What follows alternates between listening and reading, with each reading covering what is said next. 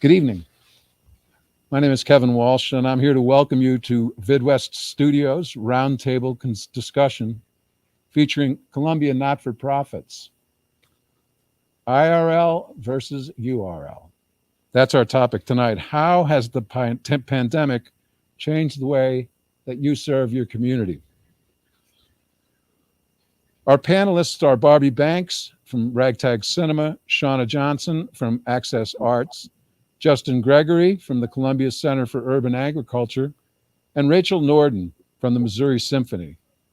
First of all, welcome to all of you. Thanks for taking the time. Very curious about this topic and how you guys are going to answer some of my questions.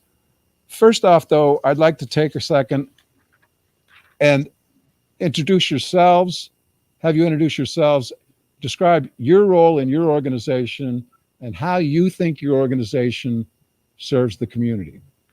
Let's start with Barbie Banks from Ragtag Cinema. Hello, my name is Barbie Banks. I'm one of the co-custodians of Ragtag Film Society. We do two things in Columbia. First, we have a year-round art house cinema that serves the community 365 days a year by showing art house films that you might not be able to see anywhere else. Hopefully not streaming in your home. You come to the theater to watch them. And we also have a 35 millimeter projection in Ragtag, which we're the only place in the state of Missouri that still shows 35 millimeter film.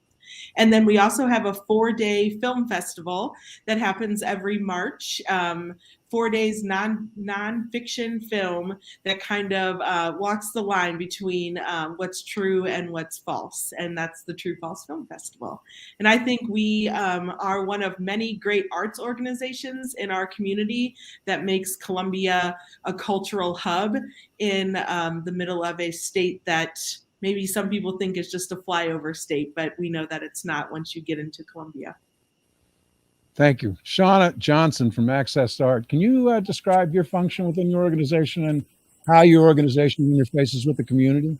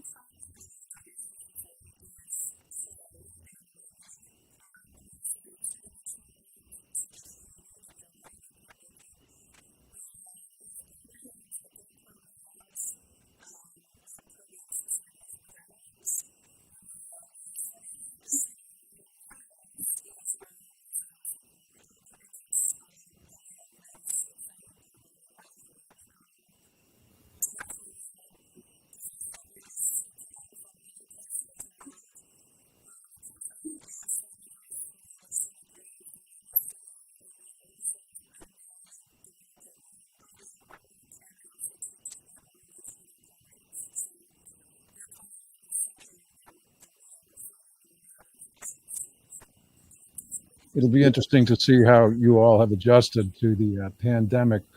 Continuing clockwise, Justin Gregory is with the Columbia Center for Urban Agriculture. Justin, what do you do at the center, and how would you describe the center's how does it serve the community?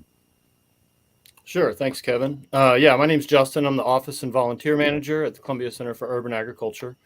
And what we do is, we envision a community transformed by good food for all and the skills to grow it. So basically what that means is we grow produce that we donate to local food pantries.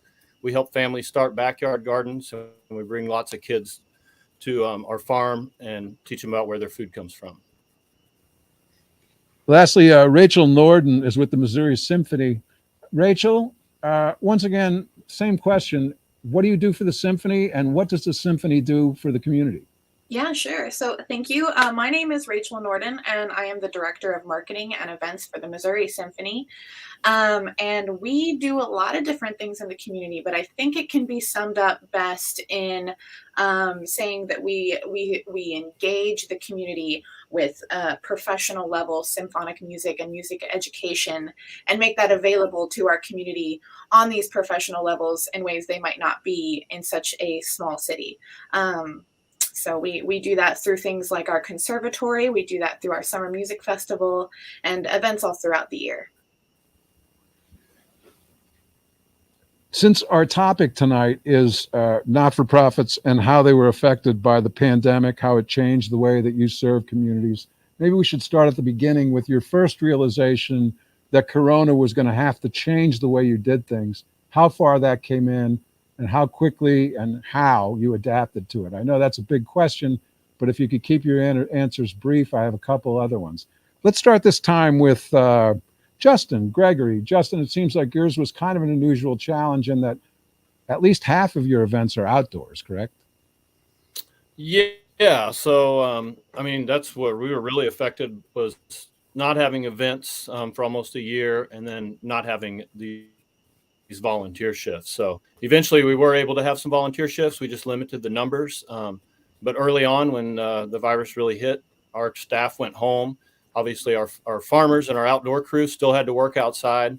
Our admin crew was actually doing a shift in the garden as well, because we just, at that time, we couldn't bring volunteers and stuff to the garden. So we managed to shift a lot of our stuff to online, like I assume we'll talk about later today. So. Yeah, and it's interesting that the staff shift too. I imagine that might come up in some of these other discussions. Rachael, Norden at the Missouri Symphony, that's the ultimate indoor event, really. How did you guys, when did you realize that it was going to really change things? Immediately? And how did you decide to change? I actually remember the moment very well. So of course, being indoor and being at the Missouri Theater, it's actually the University of Missouri that owns that building. And so throughout this entire pandemic, we have been subjected, at least when we're holding events there, to the policies of the University of Missouri. And I remember the day that they told us everyone has to go home and stay home. And I had packed my whole desktop. It was the PC, the computer, everything into a box. And I stood outside with it. And I was like, this is it. And I went home and didn't come back for, I don't know, probably 4 or 5 months at that time. And even today, we still work at home in rotation. So it's completely changed everything. And it was definitely that day that I walked out knowing that it was going to be different. And Barbie Banks at Ragtag Cinema. Now, you had a True False festival in the middle of that, so you kind of had like a double whammy put on you with the travel restrictions, etc., and then with the volunteers and the local crowd. Describe briefly the chaos that ensued in the first few months of the pandemic at Ragtag and how you adjusted to it, please. Yeah, I mean, we were in the middle of the True False 2020 when COVID came to mid-Missouri, and we were, the halfway through our festival when we realized after the festival things were really going to change. A lot of South by Southwest, which is the large festival that happens after us, had already canceled. And so we were lucky that we got to have our festival in 2020. And then we quickly realized we had kind of two options. We could shut down and lay people off and wait it out, or we could come together via Zoom and think of ways that we can continue to show films. And so our choice for that was we think it's best to be watching films together, and it's hard to do that when you're on Netflix or watching something live streamed.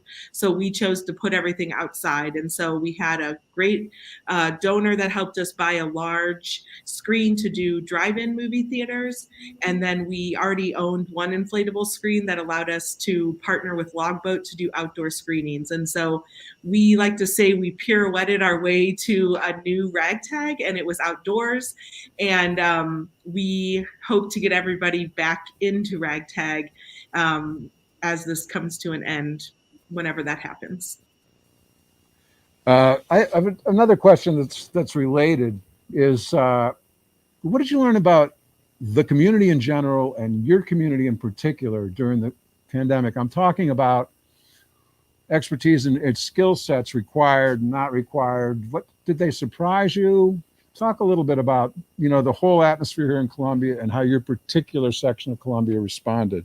Only fair to start with Shawna at Access Arts, Shawna Johnson.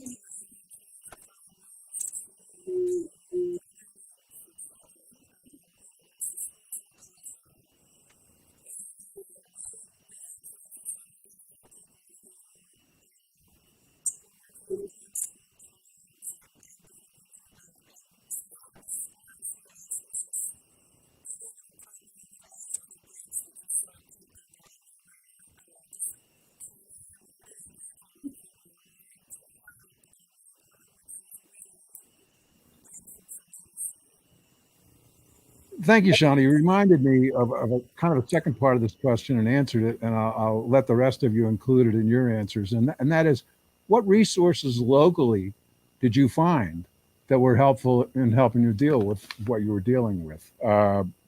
Justin, Gregory, did you find yourself reaching or discovering new, I guess, resources? I can't think of another word, organizations, just like-minded Um, people. I mean, I think we found different sources of funding for sure, but I think one thing that I learned about our community and was really impressed by was the dedication, the resilience, and the drive of our community members, which includes our volunteers and our donors. Even through the pandemic, we had donors or volunteers showing up once a week. When our volunteer shifts were canceled, those donors were contacting us, asking how they could help out. Once again, we were fortunate because we could have those volunteer shifts outside. But yeah, I just can't thank our volunteers and our donors enough. That's really kind of what kept us going through the pandemic for sure. So expanded your kind of personnel base or your personal contact. Rachel at the Yes. Missouri Symphony? Yeah, I mean, when I think about the help that the community gave us over that time period, it blew my mind to see how engaged this community was. Words that come to mind are resilient. This community is so resilient, and when it counts, you're living in this city, and you feel like you're in this city.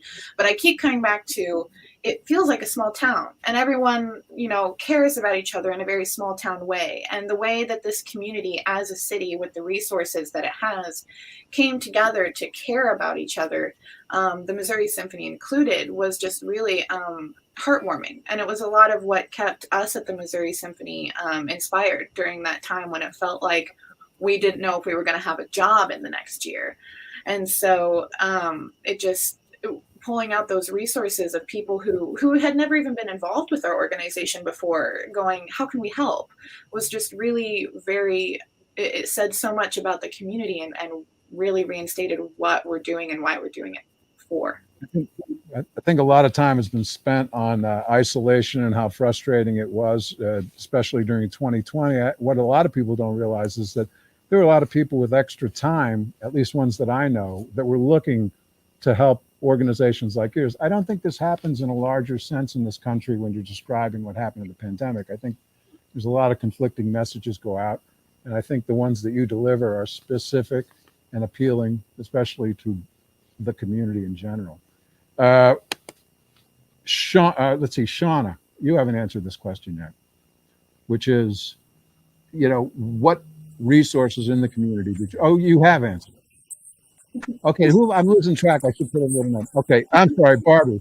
With Ragtag, what locals? What now? You guys have been around for a long time, as long at least as your compatriots here.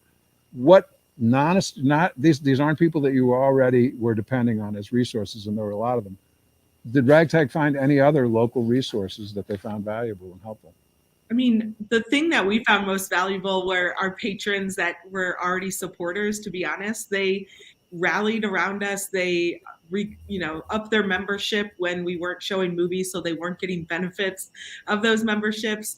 We reached out to a lot of our grantors to ask if they were going to do any additional funding because we had there was quarters in our financial year where we had $0 in revenue from our ticket sales, and a lot of our grantors, the Central Missouri Community Foundation helped us out.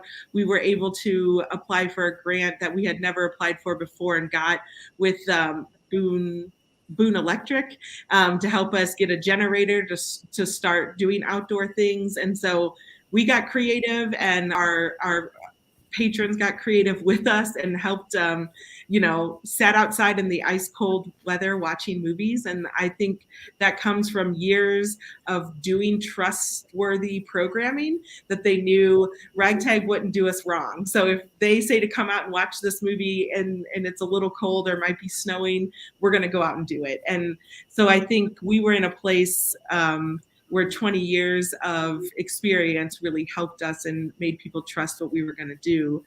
And then, there was money from the state and federal money that ended up helping us, which we just can't, I don't know what we would have done if we didn't have that. We probably would have had to really downsize, which then makes me question what if we would still be around if we couldn't do what we did. I want to make sure I didn't miss anybody on this question. Have we gotten everybody on this particular one? What I get from all of you is that it's deepened your relationship with your already existing community.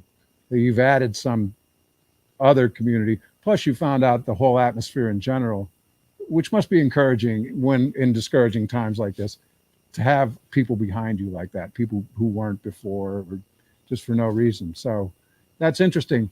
Has that changed the way you're going to deal with your, how are you going to thank them, for example?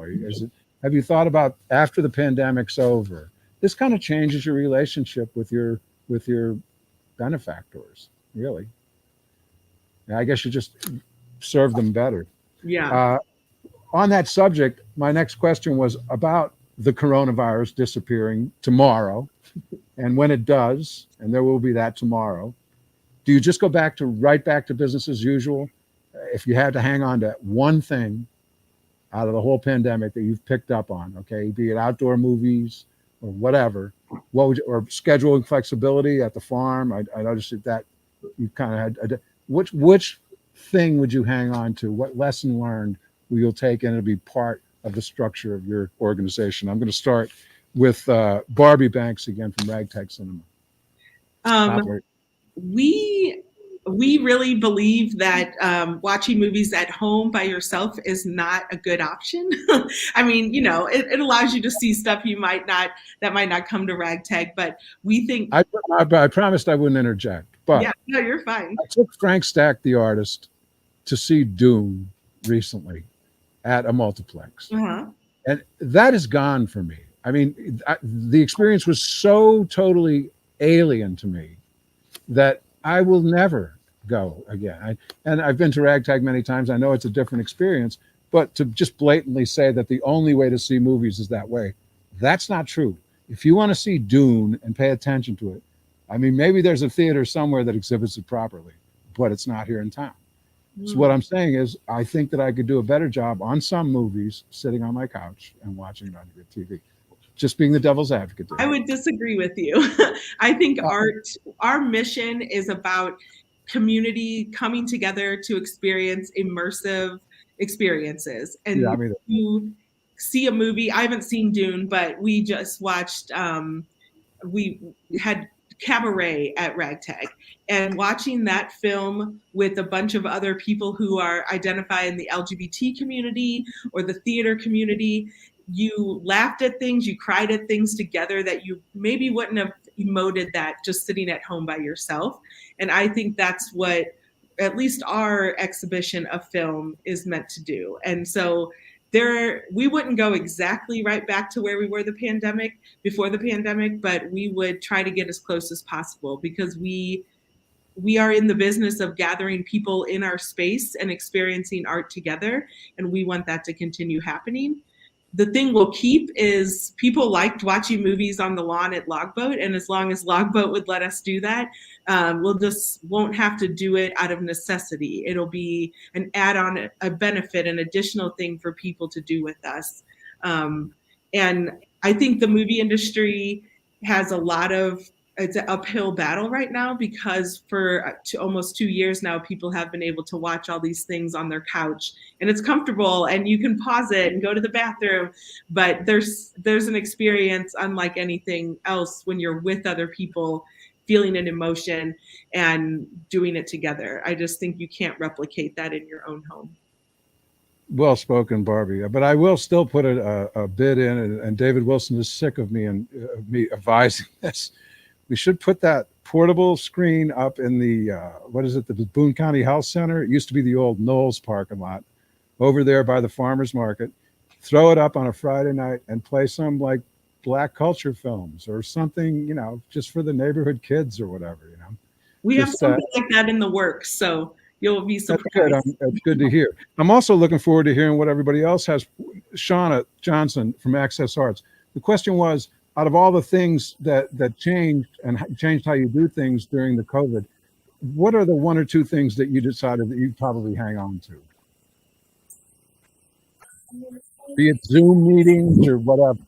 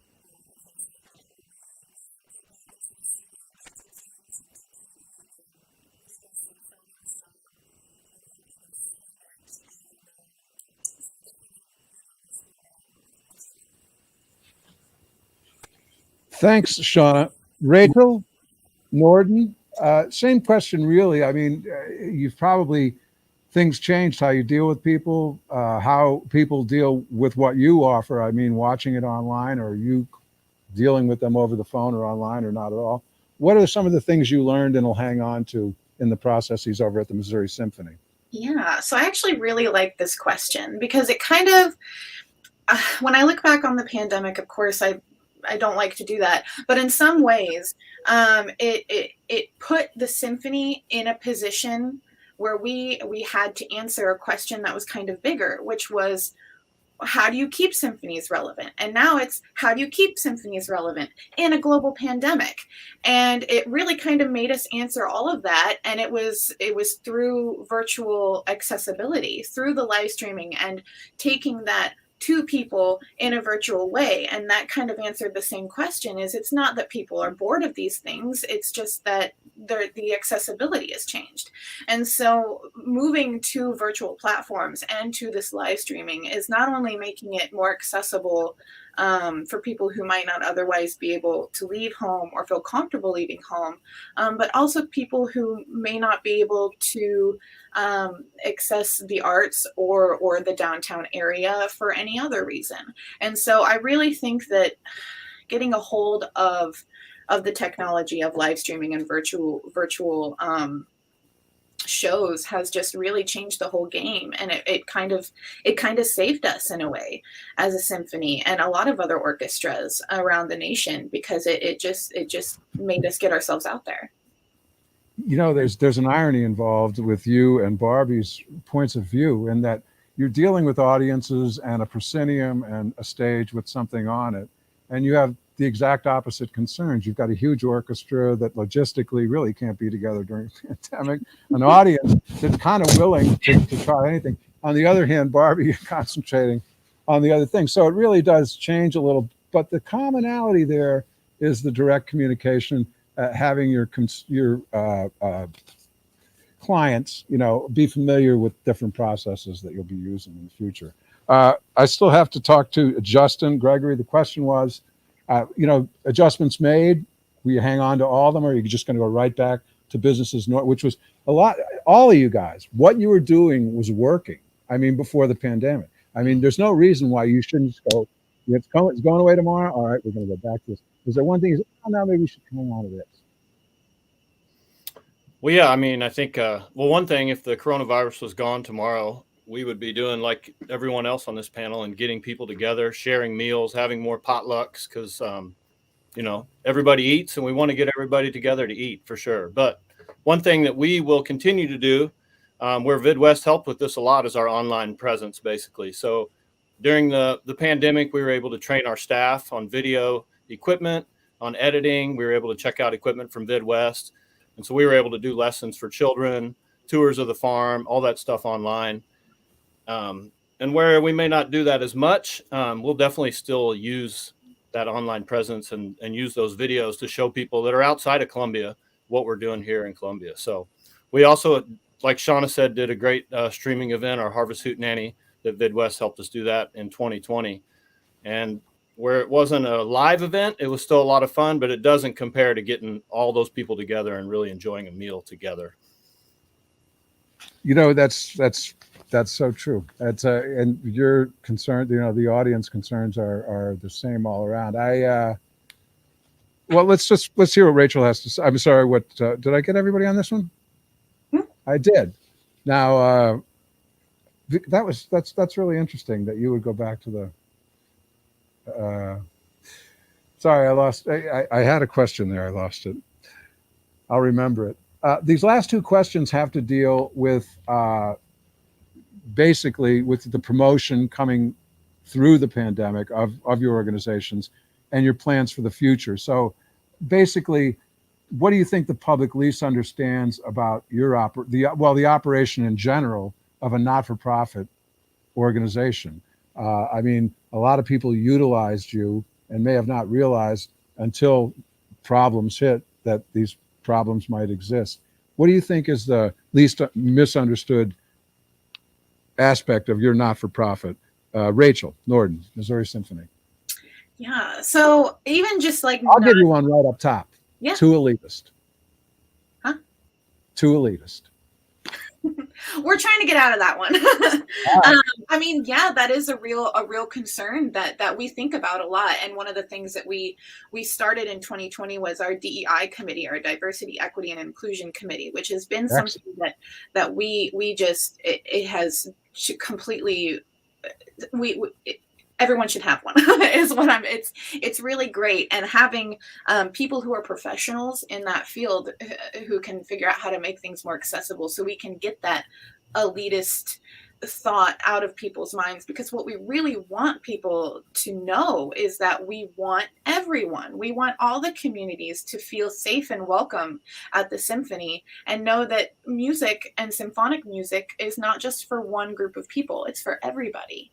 And we want everyone to know that, and we want everyone to know that they can access us for that, whether that be through showing up at the show or through a live stream or through our conservatory, whatever way that is for people.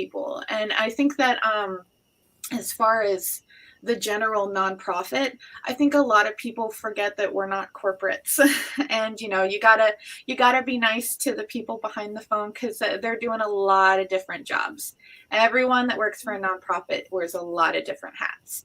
and it's usually small teams, and those small teams, make big waves. And I think the pandemic has proven how resilient our nonprofits in town can be with the support of our community. Rachel, I'm sorry to jump out. I play the devil's advocate with you. You handled that beautifully, and it points up something that I think might happen with top-heavy organizations, ones that have been around for a long time. I'm talking about institutions like your own, who have a board that's been around forever and not set in their ways, but there's a process. And when things are kind of shaken up, like when things are shaken up like the last couple of years, it might be a little easier to arrange for more diverse programming, et cetera, because new things are being tried, maybe? Absolutely. We've got a lot of good things that we've done this year to help with it, but a lot of good things coming up in the next year too, for sure. Any faves from this year that you'll hold on to, you think? Preludes at the pubs. That's been the thing that we started in 2020 as our sort of our outreach to get ourselves back out in the community. Is we started this series of completely free events that people could come to, where we had like quartets or quintets, brass quintets, strings, all of them accessible. And people could just come to the bars, and we'd partner with the bar or the pub, as people would say. And we'd just play music, and everyone would just hang out and have a good time. And it's something that we kind of started that we didn't think was going to take off, but it's become a big community success. And it actually got national highlight and was highlighted on NPR as well. So it's probably my favorite from this whole year. Yeah. And I think our operator has some photos we could show of that too. I have a few photos of them. Yes, just 1 second. That's great. It sounds like you found a kind of a larger community that you kind of intersected with almost. The downtown community, people that vibrate. Same question. Let's go to Justin Gregory for the Columbia Center for Agriculture. What do you think the public least understands about the operation of a nonprofit during the pandemic? It goes without saying that a lot of people don't realize that you're not funded by large institutions or governments a lot of the time. What other things don't they understand that you'd like them to understand, or maybe they've come to understand a little more during the pandemic, Justin? Sure. Well, for one, you do not need to know how to garden to come and volunteer with us. We take volunteers of all types, of all skills. We call it hands-on learning opportunities. So when you come and see us, you can know absolutely nothing about gardening and hopefully walk away with some gardening skills. I think the other misconception is we're out on the ag park, and we're taking care of a very large garden there that's called Planting for the Pantry, where we grow produce that we donate to local food pantries. And a lot of people think that's part of Parks and Rec or part of the park there, and that Parks and Rec runs that garden. And so that has been kind of a misconception, I guess, during the pandemic. People drive by and they ask, who does this? Where does this food go? And so we are always telling people, come and volunteer. We run this garden here, and we donate all this produce to local food pantries. I think that's one thing we all have in common, is that we're community organizations. And I think a lot of people, when they look at anything that's not for profit, period, that they assume it's some sort of institutional organization or whatever. They don't realize that sometimes it's just a bunch of like-minded people getting together and starting. Yeah. Let's see. Who else do I have for this question here? Oh, okay. Barbie Banks from Ragtag Cinema. I do want to say I have to hop off at 5:45 for another meeting, but just wrapping up. The thing that I feel like is a misconception, and I think this about all of our organizations, is how the full-time benefit eligible people that we employ at Ragtag, there's about 20 of them, and I feel really proud that we contribute. I know that's nothing compared to MU, but Still, it's big for a nonprofit and an arts nonprofit, and we're really proud of that. And that during the pandemic, with the help of all of our supporters, we didn't have to lay anybody off and get rid of any of those positions. We just had to kind of pirouette again and try new things, and people had to do jobs that maybe they weren't always used to doing. But I feel really proud of that, and think that that says a lot about our community, to make sure that people got to keep their jobs during a really rough time. It's time to wrap up our roundtable. I'll start with Barbie Banks since you've got a meeting at 5:45. Barbie, my last question is, what about fundraising?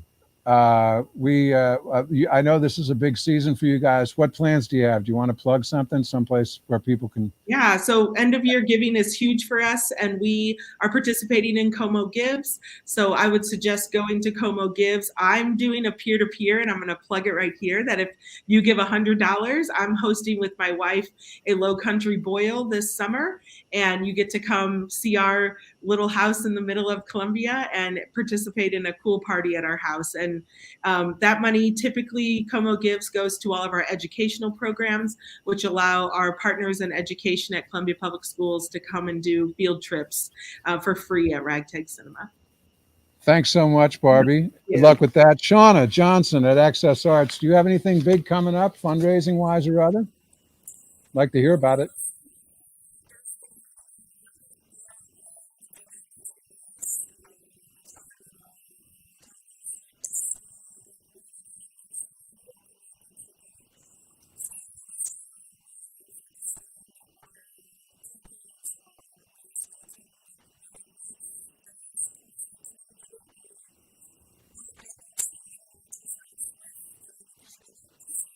Mhm.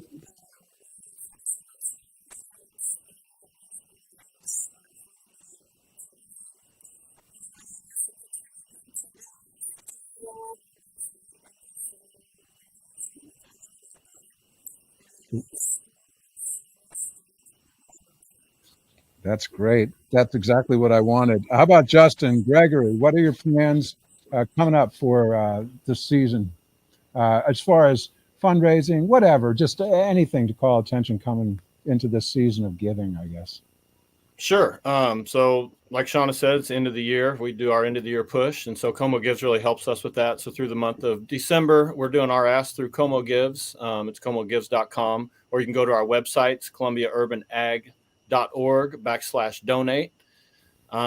And yeah, like thanks to Como Gives, that's a really big push for us. And, you know, we met our goal last year thanks to VidWest, because during Como Gives, we took our Hootenanny, like I said before, we took it online and we streamed it, and VidWest really helped us meet our goal last year for Como Gives. So we're hoping we can meet it again this year. I'm a huge fan of everything all of you guys do. Thanks a lot, Justin. Rachel, lastly, what do you guys have planned coming up into December's a big holiday season, especially for music, etc. How are you planning on reaching out to your community?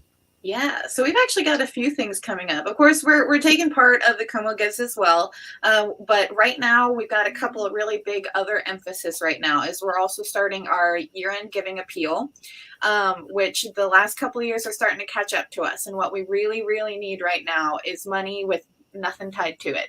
Stuff that we can use to spend on, things in the office and on, musician salaries or on the conservatory, things that we can really spread out.